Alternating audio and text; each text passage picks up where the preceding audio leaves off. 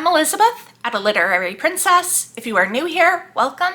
I have a PhD in English literature with a focus on Victorian women novelists, and as you might expect, I love to read. Today, I have my Picture This wrap-up for you. Picture This is an event hosted by Shelley Swearingen and Jack at Spread Book Joy that is all about reading picture books. So I read 6 picture books this month, and as always, it was just delightful. So delightful. The prompt for this year was hope, and I feel like almost all of these kind of fulfill that because I read a lot of fairy tales, and there's just something about fairy tales, there is always hope in them. A hope that you can break the curse, that they can live happily ever after, the hope of having a better life, that kind of thing. So I think pretty much all of these fulfilled that prompt. And I also did do an illustrator deep dive into the works of K.Y. Craft. So let's jump in. So most of these are from the library, so I think they're probably going to be obnoxiously shiny, and I apologize in advance. The first one I read was Sleeping, yep, obnoxiously shiny. This is Sleeping Beauty. Here we go. So this is retold by Malin F. Craft and illustrated by Kanuka Y. Craft, also sometimes known as K.Y. Craft. So this is the first book of my illustrator deep dive. I love Craft's illustrations. She has done the illustrations for a lot of book covers that I really love, including Wildwood Dancing by Juliette Marillier, which I might put up right there. Also The Alphabet of Thorn by Patricia McKillop, one of my favorite book covers ever. It's so beautiful. Wasn't my favorite book ever, but I really love the cover. So I was really excited to read some picture books illustrated by Craft, and these are stunning. Oh my goodness. I mean, they're all good, but like, oh. Like, look at that. It's, oh. It's like a Renaissance painting. It's so beautiful. Like, oh. Her illustrations are just so gorgeous. And I love that each page begins with a drop cap that's like super detailed. Let's see if I can, hopefully you can see that. Oh my God, stunning, stunning, stunning. Just so beautiful. Oh. So I need to get my own copies of, oh my God, like, oh. Can you imagine having that type of talent? Obnoxiously shiny. I'm just gonna try to like hold it down so that the ring light doesn't catch it. I wish I could draw. I can't even draw a stick figure. And then there's people like Craft who just, spectacular. I gave this 4.5 stars. I absolutely love the illustrations. The illustrations are 5 stars. I guess the telling of it wasn't like super like exciting for me. There's also a lot of blank space on some of the writing pages, and some of those are filled with like a smaller illustration. If I can, maybe, no? Like here. But a lot of them are just blank, and so it like felt like a lot of wasted space that we could have had more gorgeous illustrations. So that's why not 5 stars, but the illustrations themselves are 5 stars. So next up we had another one by Craft, and this is Cinderella. This is both retold and illustrated by Craft, by K.Y. Craft, rather than with her husband, Malin. And I mean, again, it's like a Renaissance painting. It's just stunning. And again, we have the beautiful drop caps. This telling actually has Cinderella meet the prince before the ball, which I thought was a nice little touch because, you know.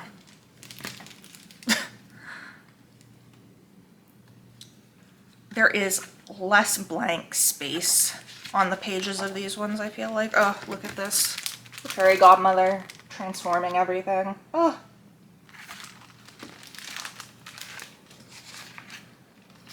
Oh my god, and then her dress. Ah. So pretty. Oh, and the ball. This is just me showing off beautiful pictures. But I mean, how can you not love this? I mean, it is truly, truly spectacular. Like, oh, this is my favorite in the whole book, I think. I love her use of shadow here. It's just so beautiful. Oh my god. I can't. And then I love how on the pages there's like little, like the shoe and the mice and everything. And the bird, like, it's so wonderfully detailed. Or like here we have the prince putting the shoe on Cinderella. Like, that's just such a nice touch. And I loved that like something was done with what would have been the blank space. I really appreciated that. So this one was 5 stars because I really liked the way that she retold it. I loved the illustrations. And I feel like it did not have that problem of like the blank space that Sleeping Beauty had. So the next one is the only one of the month that I read that was not illustrated by Craft. And this is The Raven, the classic poem by Edgar Allan Poe, with illustrations by Chloe Bristol. I bought this at Old Sturbridge Village, which is a museum of a early 19th century American town. And I was there during Halloween. So, you know, they had all the Edgar Allan Poe stuff out. I love this. I mean, like, The Raven is like a 5-star poem anyway, but the addition of Bristol's illustrations were so good. And just the way that she's got the text like on the page, like the calls of Lenore, and then later on, the Raven, Nevermore. Like, it's so foreboding and creepy, but like not overly creepy. Like you could read this to a child and without terrifying them, I think.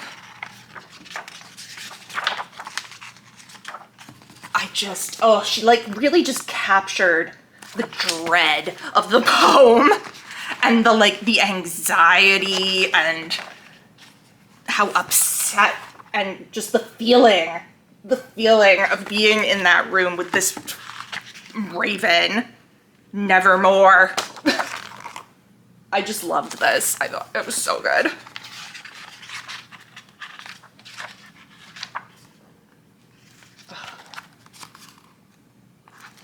It worked perfectly for the poem, and I think Bristol did a great job, so I gave this one 5 stars as well.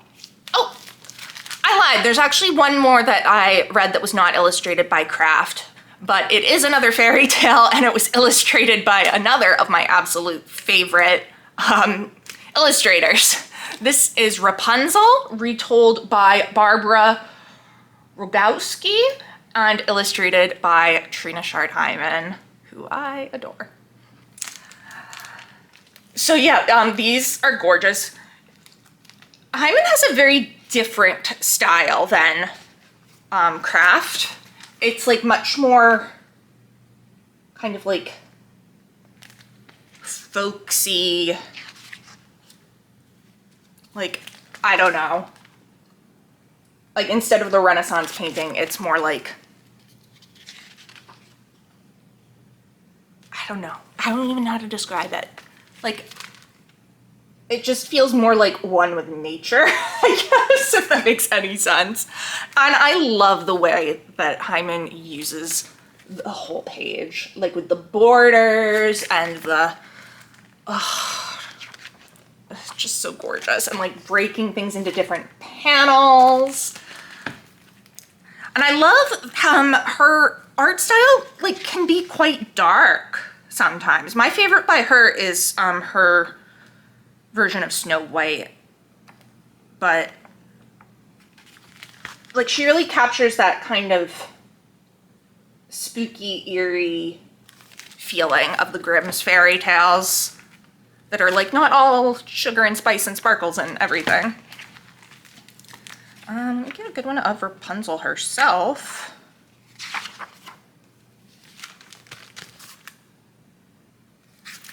Yeah, I loved this. However, I could not give it quite 5 stars. Oh, I do love this one of her and the prince. Oh. I could not give it quite 5 stars though, because of something that happens toward the end. So I am assuming you know the story of Rapunzel. The witch finds out that Rapunzel has been meeting the prince, and depending on the version you read, it might just be that Rapunzel makes the stupidest slip up ever and is like, why is the prince so much more gentle with my hair? And it's like, wow, girl, you're dumb. Or in the original Grimm story, she's pregnant and the witch, you know, notices the pregnancy. So obviously almost every single version I have ever seen illustrated goes with the, why are you so rough with my hair? The prince isn't. So that's what this version goes with, like, okay, fine. However, then at the end, we have the babies show up. And it's just like, we had no idea she was pregnant. It's just all of a sudden, once the prince wanders in the forest and finds her eventually, it's like, oh, she was singing to soothe the babies and he heard her. Like, oh, what babies? Where did they come from? So I'm like, you should have picked one. You should have picked one. And there was this thing, it was like, oh, well, and by this time they had married, even though she's stuck in a tower. So who married them? But obviously we can't have babies without marriage in a children's book. So I don't know. I was just like, pick one. Pick a version. Either you have the babies and the witch finds out because she's pregnant, or you go with the, oh, you're so rough on my hair, and there's no babies. You don't get both. So that brought this down to a 4.5 star for me. Again, the illustrations are 5 stars. It was just that one little thing about the way it's retold that I was like, come on. And like, I don't know, maybe other people wouldn't notice that, but because I am very familiar with the fairy tale and the different variations, I did notice that. So, still beautifully illustrated. Then I went back to craft with Beauty and the Beast. And this is another that she did with her husband. So it is retold by Malin F. Craft and illustrated by Kanuko Y. Craft. And I mean, it's stunning.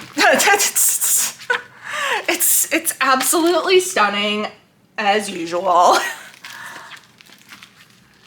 And I liked the way that Malin Craft retold it too.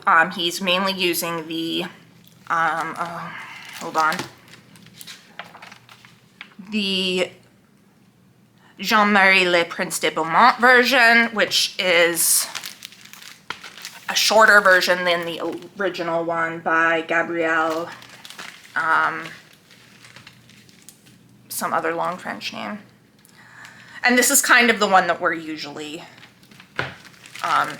usually find in picture books because it is shorter. So again, I mean, these like Renaissance style, gorgeous, gorgeous, gorgeous illustrations. I can't stand it. It's so beautiful.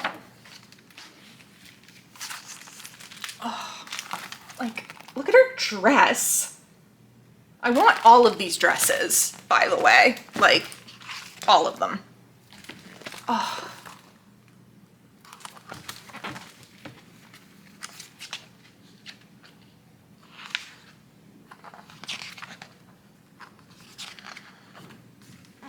This is just stunning, of her coming back to find the beast dying. Oh.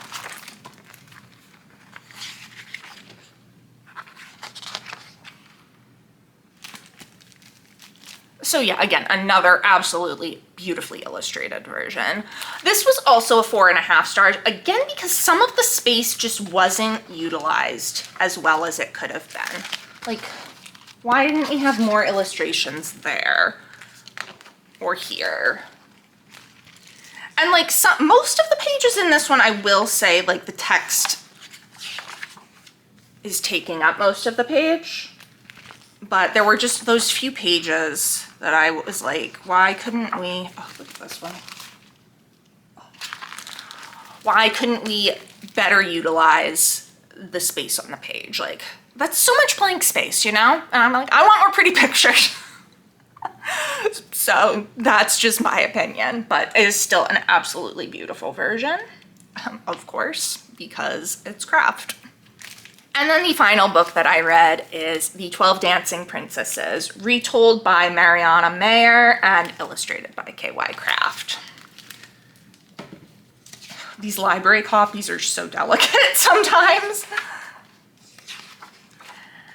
And I like with this one that it's almost more similar to Hyman's style with the borders.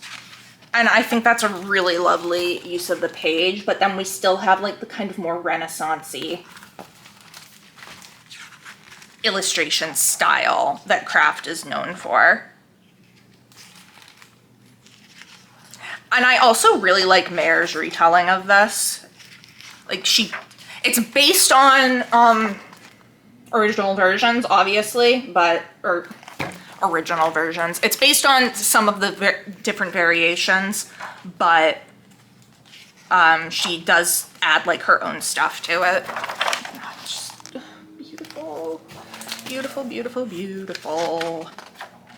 Am I showing you every page? Possibly.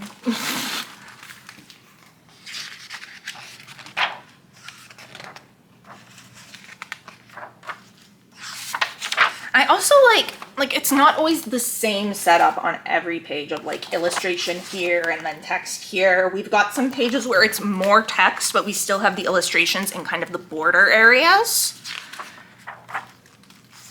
And then the ones where it is like text picture, but still with the border illustrations.